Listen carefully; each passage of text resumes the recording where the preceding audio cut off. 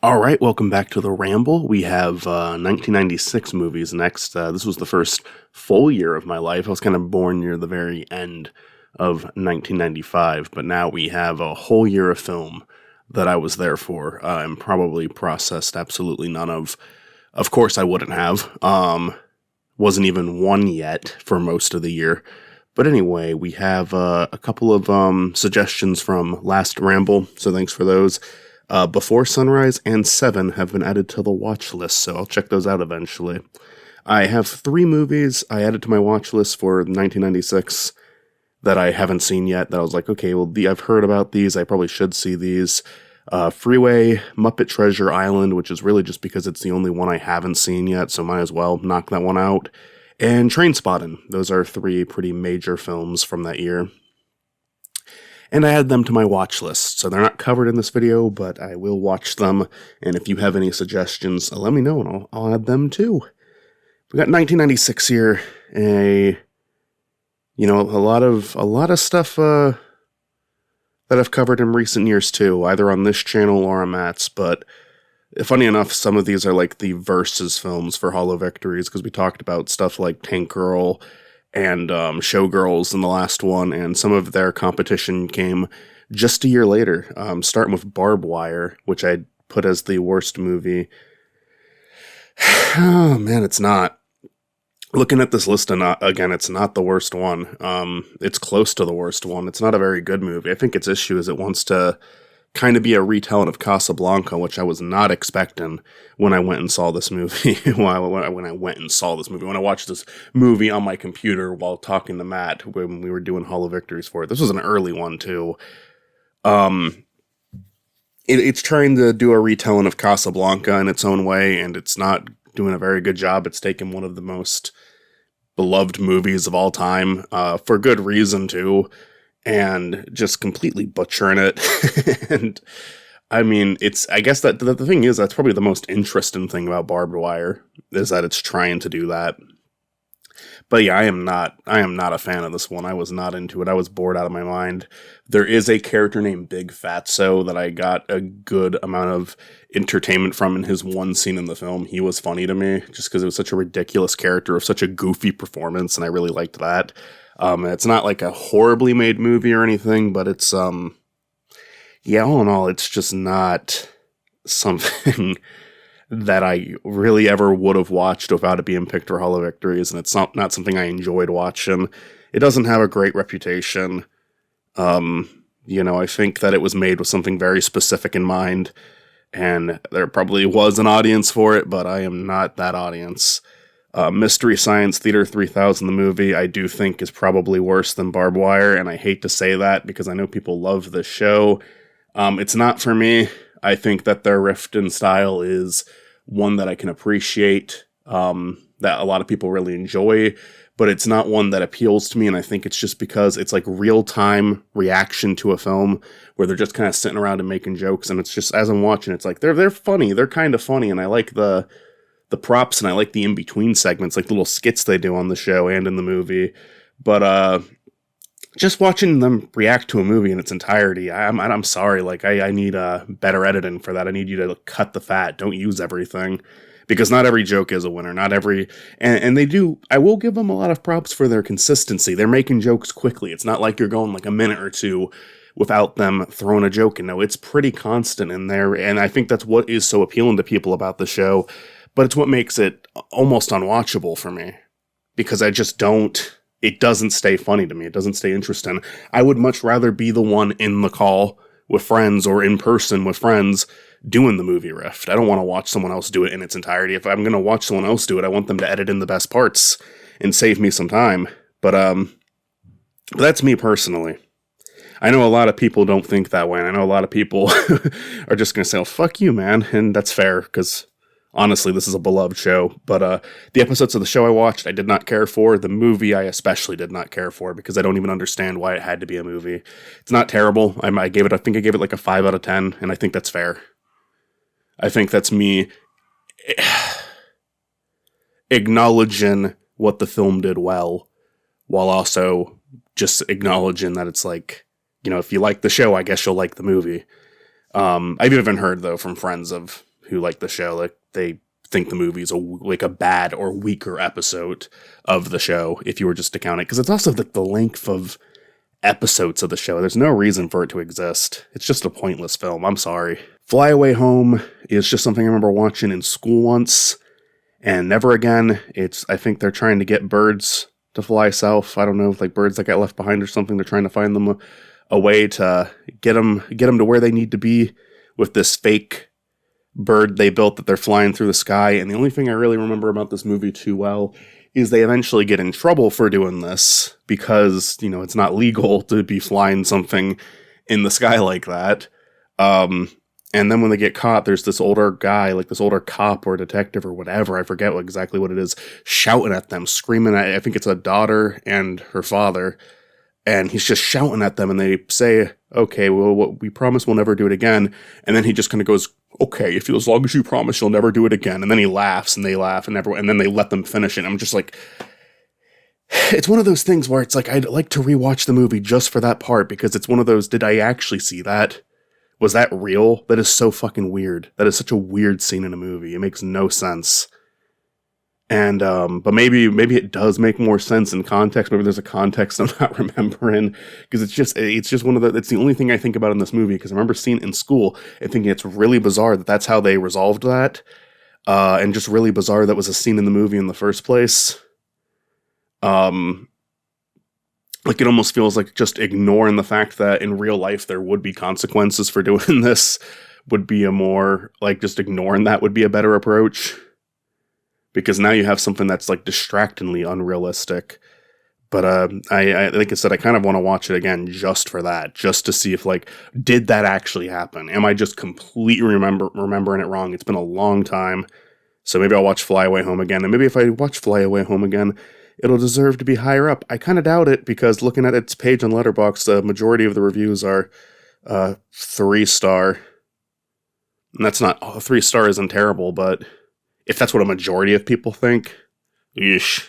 Spy Hard, okay parody movie. I mean, I like the intro. The intro is done by Weird Al, and I like the Home Alone sequence where, like, there's this kid that I guess works with the spies or something, who's just supposed to be a parody of Kevin, and he tries to go up against the enemies doing the same Home Alone tricks, and the first one works because it catches them off guard, and then the second one doesn't, because now they're ready for it, and then they just grab this kid and, like, throw him over the staircase. It was, like, exceptionally mean-spirited, and that cracked me up. But I remember kind of just staring blankly at the screen through a lot of this movie. Like, a lot of the jokes didn't land for me. But it had a few. It had a few. Oliver and Company. What is there to remember about this movie other than Billy Joel singing? And Billy Joel singing is fun. Why Should I Worry is, like, a phenomenal Disney song. I think it's one of my favorites, like, period. I think if I ever did a top 10 Disney songs, it'd be in that top 10. Why should I worry? Why should I care? I may not have a dime, but I got 3 South Park fare. I think it's a phenomenal song. It's so fucking catchy, and it's so much about, like, it digs into, like, the personality of New York and this dog character, and it's great, and I love it, and it's such a good introduction to a film. And then you have a really boring rest of the movie to watch that, like, nobody talks about this movie. No one remembers it fondly. I'm sure there's a few people who remember it fondly, and I am breaking their hearts right now, but that's great. It's okay to have that. All right, I have Fluke. All right. Nobody talks about Fluke. Striptease, this one up against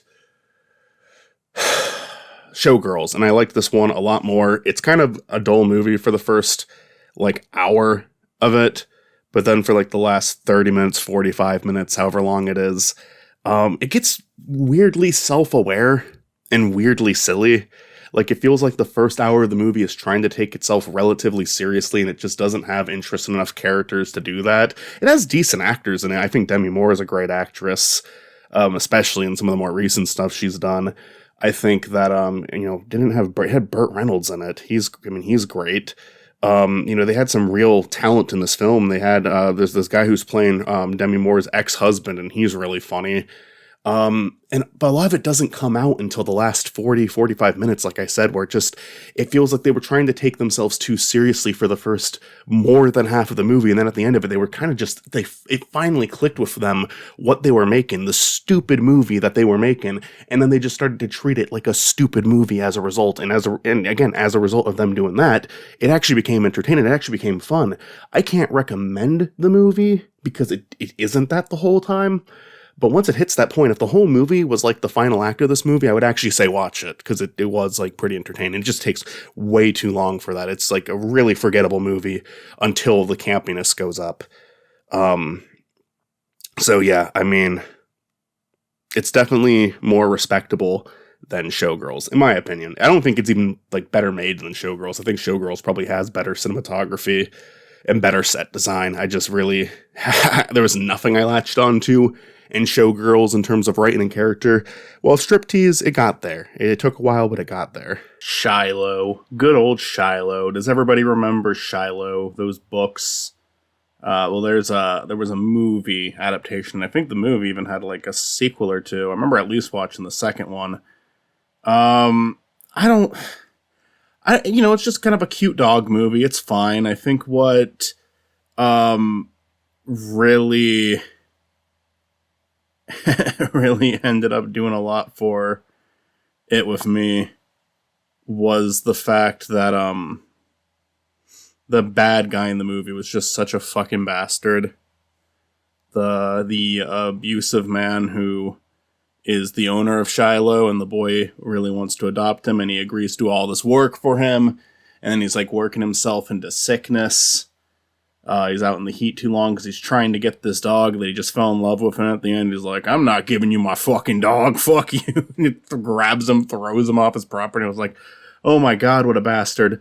And then he still has like a sudden change of heart at the end to like suggest he's not such a bad guy after all. And then the sequel, they go even further with that, where he starts to look after. It's like, this boy has way too much fucking patience. This guy is not worth trying to please and trying to be nice to. I respect like the good-hearted characters in media who try to look out for those. Maybe I'll have to rewatch these movies eventually. Probably not, but I'm a little bit curious because of that character.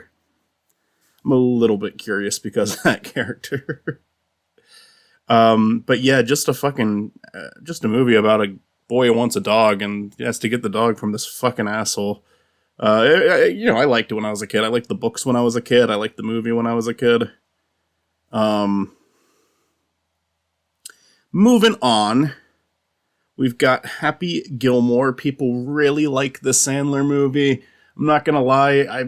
I guess it's just the jokes have never hit me the same way it hit other people before.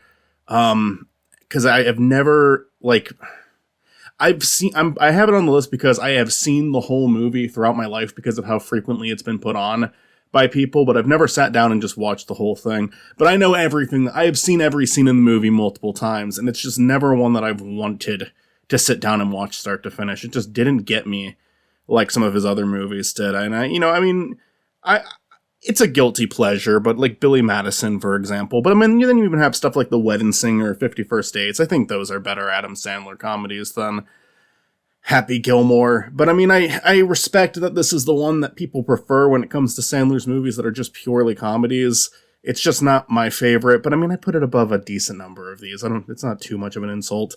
Matilda, extreme. Oh my god, I just watched this with my sister and mom one night. It was just, I don't know, it's kind of fascinating how mean-spirited the film is, but I remember being relatively entertained by it. People really like this one, and I can kind of see why. 101 Dalmatians, the live-action one. Which one do they cook Corella into a cake? Because that's the scene I always really liked as a kid, but that might have been the sequel to this movie. Honestly, Glenn Close is doing the heavy lifting of this movie. She's very entertaining in it as Corella, and it was always pretty memorable for that reason. I always enjoyed this movie when I was younger. And then when I got a little older and my sister started watching, it was like, yeah, this is still like entertaining enough. It's nothing great. It's probably better than any of the modern day live action Disney films though, because this feels like it came with a very different intent. And yeah, I think it has fun with itself. Leprechaun 4. This was just done for Hollow Victories. I don't know if this or Hollow Victories is going to come out first. But if you want to hear more thoughts on this one, go to Matt Presents channel and check out the new Hollow Victories. If it's not out, if I release this video before Friday, this upcoming Friday, March 6th, if I release before then, it's not out yet. If it's after March 6th, then it is out. It's a bad movie. But it's kind of funny, and it kind of feels like it's aware that it's not great. It's just kind of goofy. I get pretty tired of sci-fi sets, especially in cheaper movies, because a lot of them you're just looking at these ships that, I swear to God, I've seen these same sets in so many movies, especially because of how many like bad sci-fi movies we've covered on Hall of Victories. Maybe it hasn't been like a ridiculous amount, but it's been enough to where it's like a lot of these sets are looking the same to me. Space seems like an interesting thing to cover, but if you're low budget, you're really just looking at some cheaply put together sets that kind of look futuristic enough to be a space station. We're not really exploring space. In fact, whenever we do see a shot of space is normally when the film looks like it's worse. The good thing about Leprechaun 4, though, is there is like a handful of funny characters in it. There is a handful of characters that are just entertaining throughout the entire movie, and there's a campiness to the film that feels like, they knew they were making something really silly. So if you're looking for a funny bad movie to watch, Leprechaun 4 is fine. It's a fine pick. There's definitely better picks out there, but if you've kind of gone through the best ofs and you just want something to kind of, fulfill that desire, there you go. Leprechaun 4 in space is an acceptable bad movie for entertainment purposes. Next, we have Hamlet. I'm not a Shakespeare fan, so take this with a grain of salt. I remember appreciating things about this movie despite not being a fan of Hamlet. I thought the performances were good, and I really loved the film score, like a lot actually. But yeah, it's just a movie that didn't like... It's just because of Shakespeare dialect. I think that Hamlet and Romeo and Juliet, which by the way, we're getting to that one very soon here, I think they're good stories. They're old stories, but they're solid, and I've seen their influence on other films and other stories that have come from, these older ones, and I can kind of respect that. But the Shakespeare dialect, when people praise it to this day, it's like, yeah, you like that? I guess I can't really be judgmental about that. Because, a lot of people do, and you could just say, well, you're a fucking dumbass, Spiny. Like, yeah, we do like it. It's thoughtful. There's a lot of thought being put into every single word. It's worded like this, and it's kind of fun to interpret it. And it's like, all right, fine, but I just have a hard time understanding them. And I know I'm not alone on that. I know other people who feel exactly the same way I do. I've never been a fan of Shakespeare dialect. I think the most enjoyment I've ever gotten out of something like related to Shakespeare is if it's like, you know what it is? It's when Barry did a scene, because Barry is a great TV show, and they have a scene where they're acting out one of Shakespeare's plays. I forget which one it is. I forget what it's called, at least. I think one of the Coen brothers recently made a movie about it, but I can't remember what it's called. But I love that scene in Barry. That's my favorite thing to ever come out of a Shakespeare. Or unless you want to count Lion King, because I love Lion King. But yeah, Hamlet is just I think it's if you like Shakespeare, if you like Hamlet, I think the 1996 Hamlet, that's a good movie. You'll like it. It's well made. It's well performed. It has a good score. I don't enjoy the dialogue, and that's really what it's going to come down to. Romeo plus Juliet from 1996, I put a little higher up because they modernize it, and that isn't necessarily a good thing. I just find this movie hilarious because it almost feels like the Shakespearean dialect doesn't work as well, but it kind of contradicts it in a humorous way. There's like this one scene where one of the characters shouts, "A plague on both your houses," which is a line in the, in the play. It's there, but the way it's delivered and the way it echoes and the way they shoot it, it just cracked us up. We would replay that clip over and over again. A plague on both your houses!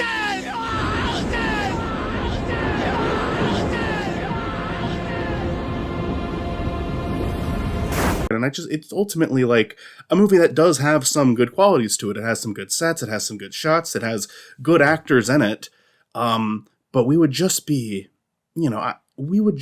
kind of laughing at it because of the modern shit they added to it that just kind of made it feel sillier.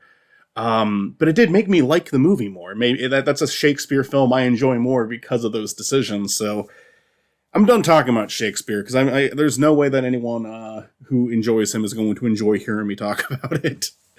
Beavis and Butthead Do America, covered this on TV show movies, and it is a fun movie. It takes the very simple idea of two characters who are affecting the plot without realizing it. There's some good sketch comedy that have done this. There's some good episodes of a TV show that have done this, and there's some movies that have done this. And this is a fun example. There's a lot of good jokes in it. There's some cool animation. The trip sequence is pretty legendary. It's as someone who is not the biggest fan of the show and hasn't watched a ton of it, I did enjoy the movie. I actually like the sequel more, even though it's not animated as well as this one is. I think the sequel's funnier, but I think that this one is, definitely more of a visual spectacle. Like it's funny because in some areas it's just like the Teen Aqua Hunger Force movie where it doesn't actually look any different from the show, minus maybe a little bit of shading or different coloring used. But then there's also just parts where it like completely takes advantage of the fact they're a movie. There's like this big opening scene with them, again, the trip scene, but then there's even just stuff like there'll be a scene where they're at like a club and they'll have these like cool camera pans. Like they do take advantage of the fact they're a movie a couple of times, and it's fun to watch. Not a great masterpiece or anything, but it's definitely one that I do not regret watching. The Cable Guy. I've met people who really don't like this movie, and it's because it frustrates them that you're basically just watching this guy's life get ruined by Jim Carrey. They find Jim Carrey annoying, and they feel bad for Matthew Broderick.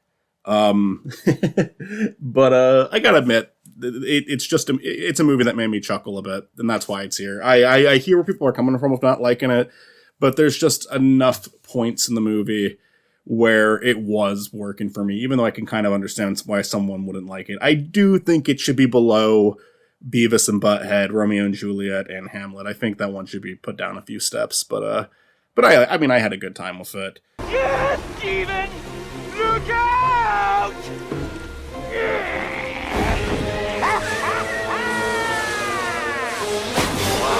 Space Jam, you kind of love to hate it. I don't know if that's the right way to put it, actually. It's just a movie that I think most people who love it can admit it's stupid. But you still love it. It's like such a fun combo of like, athletes, basketball stars, and Looney Tunes. And then you have this like amazing soundtrack. And the animation is like, the effects they do on the people are terrible, but to like an uncanny level. But the animation, the 2D animation, all the characters is really solid. It's a pretty fun time. It's one that I watched a lot when I was a kid, and I got excited for it every single time. And then I rewatched it when I finished college, and I really enjoyed it. And then I rewatched it again for Hall of Victories, and once again, really enjoyed my time with it. It's dumb, but it's pretty fun. Space Jam 2 is fucking trash. Mars Attacks. This is one that surprised me when I learned that, like, there's a lot of people who really don't like it. And people who, like, are very critical of it. And the reason it surprised me is not that this is, like, a wonderful movie, like a fantastic movie. But whenever I hear people talk about it, it's like, do they not understand this movie as a joke? Because I thought this movie was supposed to be funny. I thought it was like everything about it was supposed to be funny, not just like some of it's funny. I thought the entire thing was a satire. Just looking at the way that fucking alien looks, I thought they were aware of how silly this was. And then some of the side characters, some of like the main characters' family members, like it fucking cracked me up. I didn't think anything about this movie was supposed to be taken seriously. I kind of would like to rewatch it and reevaluate it, because I just watched it with my brother and dad one night when I was younger, and they were laughing at it, and I was laughing at it, and I that's all I thought that there really was to this one, is it's a comedy. And then some people say, oh, it looks like it's so over the top and silly and stupid, and it like doesn't look good, and it's just like, isn't that the point? Isn't that what it's trying to be? I don't know. Maybe I'm a little forgetful with this one, so I should reevaluate it. But I'd actually like to reevaluate it. I'd like to watch this one again, because I think I'm right. I think it is just supposed to be funny. It's not supposed to be a good horror movie. It's not supposed to, I mean, I did hear that it scared some kids though, and I mean, I can see how it would scare kids, but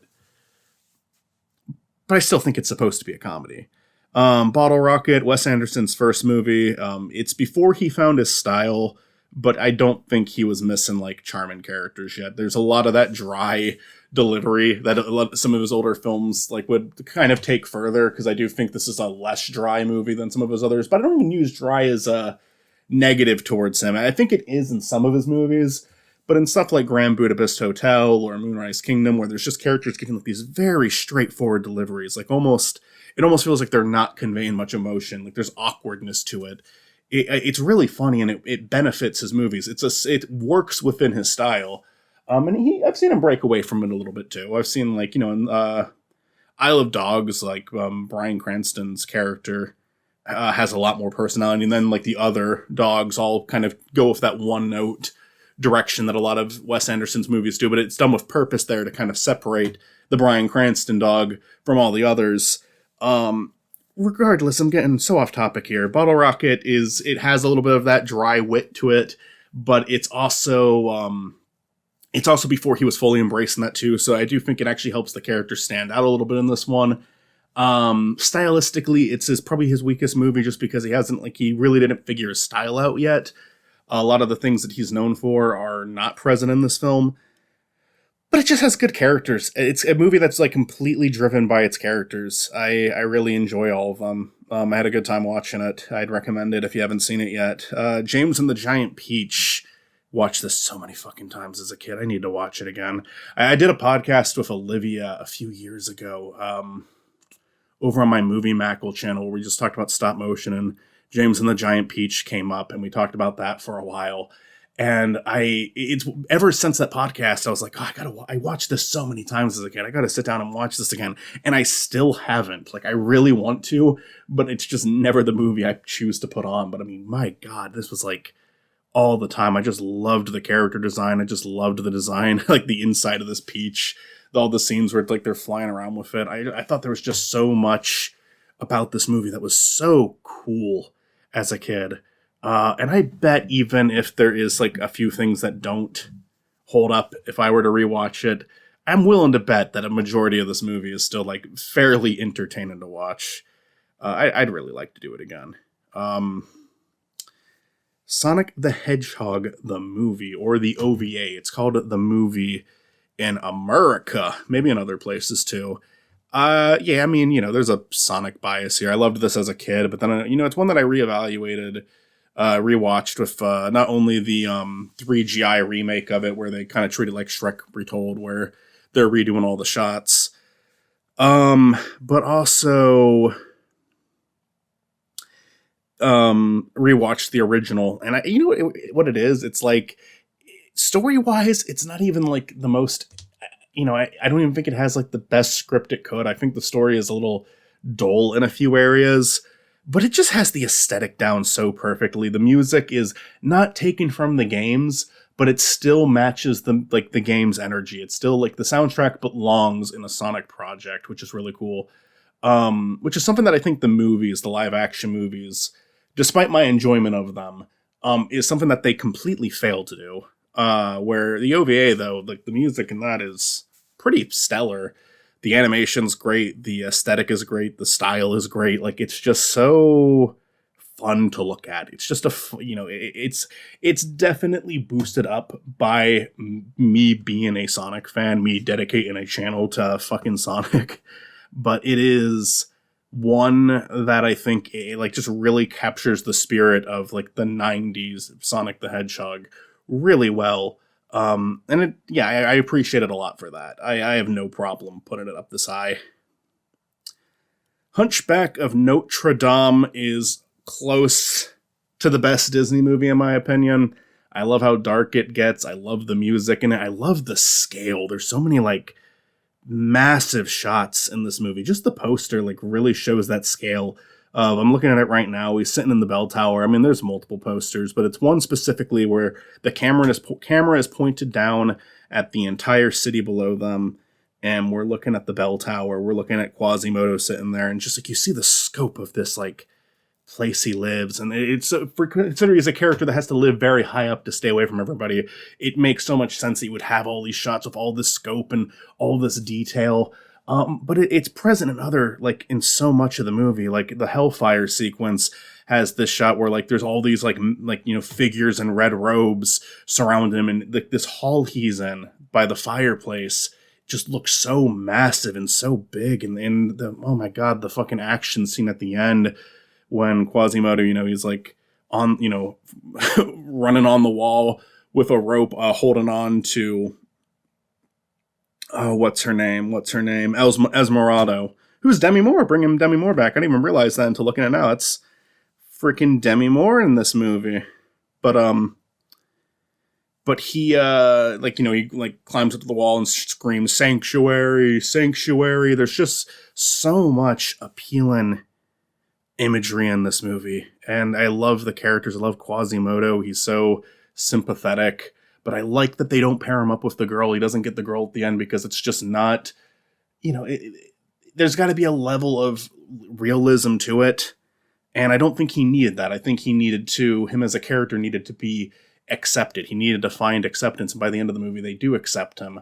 And I know the original story goes way darker than that, but I think Disney justified what they wanted to do with it. And they still kept the tone very dark throughout. Judge Frollo is an insanely good villain. And he's one that isn't, like, fun to watch in the sense that he's a comedic villain in any sense. Maybe he gets a kind of funny line in every once in a while, but it's more so just funny because of how irritated he is, not because he's actually saying anything witty. He's just a character who's, like, such a great Disney villain purely on how much of a bastard he is. Just purely how much of a fucking scumbag he is. And having this character who is so conflicted because he knows he's doing bad things. He knows he's doing something wrong, but he wants to be able to continue doing it without being looked down upon by the gods. Or God, I forget how the religion works in this movie, if I'm being honest. What they actually believe. Probably a singular God in his case. I don't remember. But regardless, he's trying to justify his actions in a way that he's not, like, looked down upon by forces that no matter what will see him for what he is. He does believe that there is someone watching over him, and he does believe that he does believe that he will, suffer, he will burn if he is, caught doing something bad. That's why he agrees to look after Quasimodo. He's trying to make that right. But he's just so incapable of it. And he's just so desperate to try to, like, find a way that he feels morally okay with, like, being, like, married to Esmeralda, basically. He wants to fuck her. And he wants to do it in a way that isn't going to damn his soul. And he can't do that. There's no possible way for him to do it. He's a very delusional villain. And yeah, I think that's very interesting to do for a Disney character, do for a Disney villain. That's way darker than they're normally willing to go. And they do a great job with it. I have one problem with the movie. Can you guess what it is? It might just be the same problem that everybody has with the movie. Truth be told, they don't bother me as much as they bother other people. Some people say it really brings the movie down for them. I think that they are left out of it just enough to not be a huge problem. But that's the Gargoyles. Yes, their song is not that great. It's the one weaker song in the movie. And I don't think it's the worst, but I've heard worse comic relief songs before. It's just that they're not contributing anything positive to the movie, and I've heard the debate of oh well, if they're not real and they're in his head, that is kind of a good idea, because it's he's imagining friends for himself, and that kind of justifies their role in the movie. But not only does you could still make them funnier, they could still, them not being funny isn't a good excuse in that case. They could still be enjoyable characters, even if they're in Quasimodo's imagination. But on top of that, I've also heard everybody bring this up, and it's true. They interact in the final fight scene, which makes them real in the movie. Now, could it be possible that that was an oversight? That was they wanted the Gargoyles to be characters that are just in Quasimodo's head, and then someone some producer or someone said, no, we need a shot of them in the fight at the end. You need to have those funny characters in the fight at the end. And they're just no one's going to think, they're kids. No one's going to think about it that much. Just put them in. That's possible. It's possible that that's what they were supposed to be. Because it is really just one or two shots that destroys that completely shatters that possibility. But maybe it wasn't, maybe that's not their fault. Maybe that's just a note that was thrown in at the end that fucked everything up. It's always possible. I love Hunchback of Notre Dame. Yeah, the Gargoyles bring it down a bit, but I don't think it's as bad as a lot of people make it out to be. I'd probably give the movie an 8. I'd probably, maybe a 9. I'm being a little generous if I go for a 9. I think an 8. It's a great movie. It's just, there's things holding it back. From Dusk Till Dawn, love it. First half of the movie is nothing like the second half. I truthfully do prefer the first half to the second half, but I still like how crazy of a direction shift it is. I do like how bizarre it is, how it goes from being one thing to something completely different, just like that. It is such a sudden turn. And I really love it for that. A lot of people compared the Sinners movie to it, and I see the comparison. I see it a lot. And I, honest to God, whatever one you see first might be the one that you end up liking more than the other. I could be wrong about that. I do think they're different enough from each other. It's kind of a similar, they have a similar twist, and they have a similar pace of revealing the twist. And that was really cool. I really enjoyed it. It's funny. It's fun.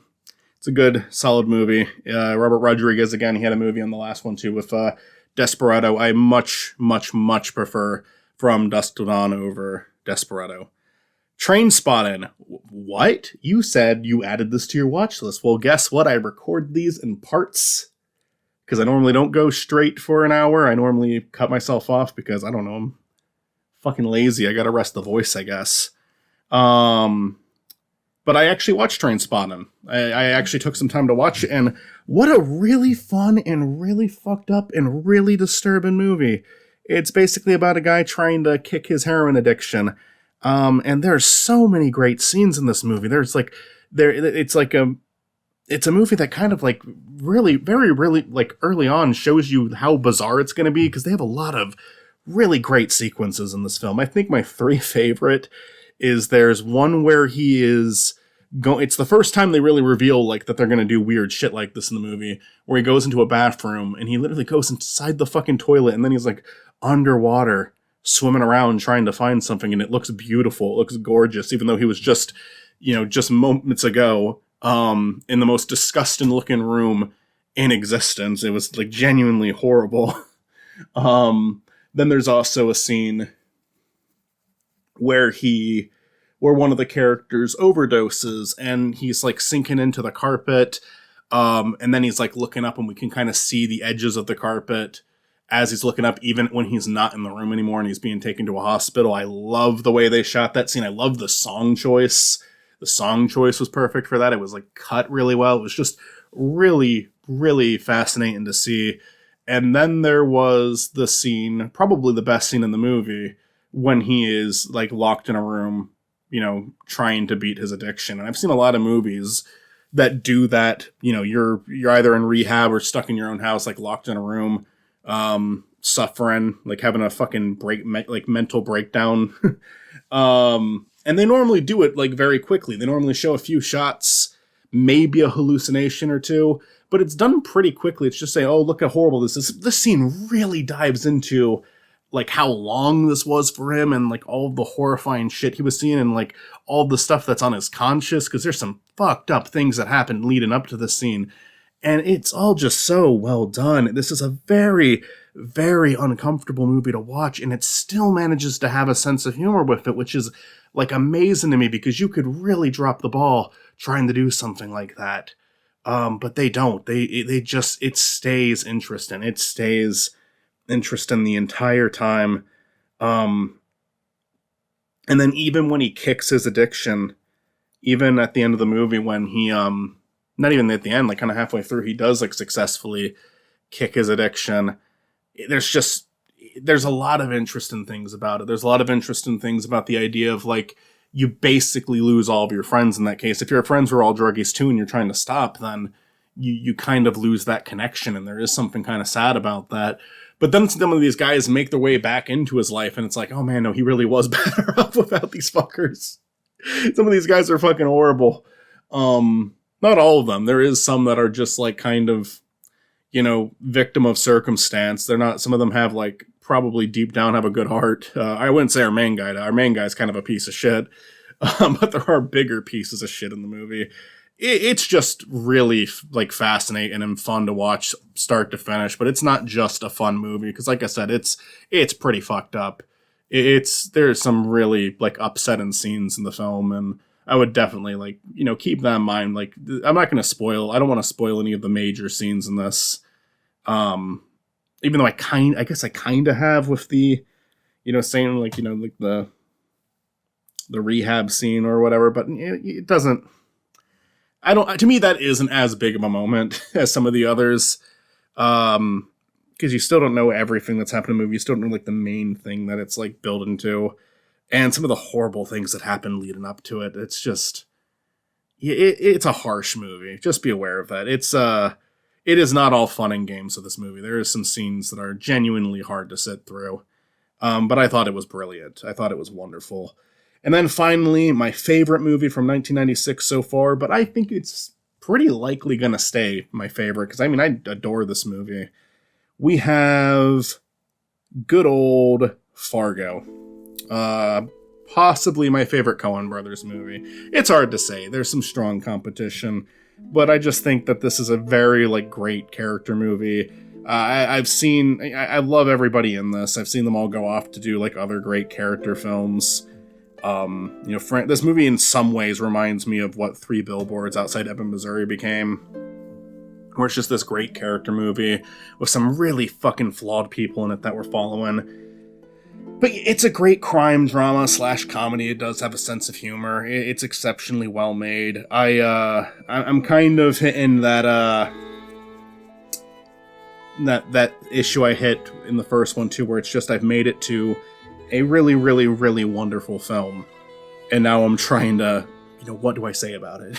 What do I want to say about it? I feel like I had something with Trainspotting because of how recent it was that I just watched it. With this one, it's just great. It's just a great movie. I love that score. I love how harsh it sounds. They use the same track for the very start of the movie and the very end of the movie, and it feels like the way it's used at the start of the film is like setting you up for the wild ride you're about to go on, and then it's reused at the end to just kind of like reflect on the horrible tragedy that we just witnessed here.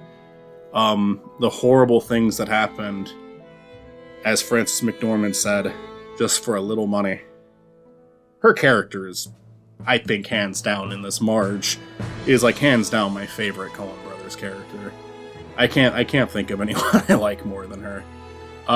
Just a fucking stellar movie. There's a great chance a lot of you have already seen this one. It's pretty popular. There was even a TV show made for it, which I haven't seen, but I've heard good things about it.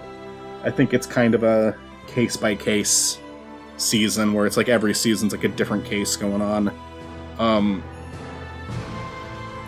A lot of this movie falls under some of the other things that happen in, like, I think a motif or a theme that's reoccurring in Coen Brothers films is it's often characters getting involved with crime who do not know what they're doing. Burn After Reading is a very funny version of that, where it's just like, it literally ends with a scene with J.K. Simmons and someone else like confused on what just happened. Like they're trying to put together like people are dead, like horrible things have happened, but it all happened for literally no reason. And in Fargo, it literally happened for no reason, but you're not laughing this time. It's a darker, it's kind of the same idea of Burn After Reading, even though this movie Fargo came out first. It's kind of the same idea to me, but just presented through a different lens, where in Burn After Reading, it feels like it's, it's kind of just showing how fucking silly it is that all of this happened. How like these people like cause their own demise by their own stupidity. Where in Fargo, it's like looking down at people for that so much more. It's like showing like the true shame that you should feel for what these guys did. Because, it's, not everyone who breaks the law, of course, is a bad person. There's some laws that are meant to be broken, let's be honest. But it's like, these are really selfish people. These are really horrible human beings that destroyed the lives of several people over nothing. Over absolutely nothing. And I think the movie does a great job really painting like how tragic that is, even though it does have a sense of humor throughout. Great movie. We'll move on to 1997. If you have any suggestions for 1996, let me know. I'll add them to my watch list. And maybe one day we'll redo this. Maybe when I turn 40, we'll redo this. And those movies will get talked about too. Or maybe I can just do a catching up with the watch list. Add those like for this. Like if people suggest movies, I'll watch those and then say, okay, we're going to do the movies I've added from 1995 to 1999 or something like that. Anyway, thanks for listening. Peace.